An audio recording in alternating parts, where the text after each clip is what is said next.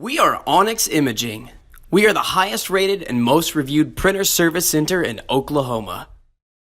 Hey there YouTubers, it's your girl Brett over here at Onyx. Today I'm going to show you how to print a supply status page, and I'm working with an HP LaserJet Pro MFP M276nw. So all you have to do is press this little toner icon. It looks like a bag with some dots in it. So on the far right, so hit that one. And you will see your levels here, but sometimes that is not always accurate. Sometimes it is, even with using Reman's and the HP brand as well. So it's always good to print your report. So hit report.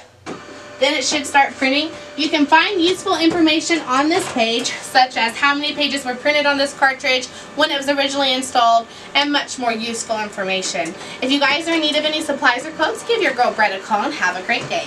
Thank you for watching. If you're interested in how you can receive free labor on all of your service calls, as well as how to qualify for free printer upgrades, contact us today. We are here for all of your printer and office supply needs.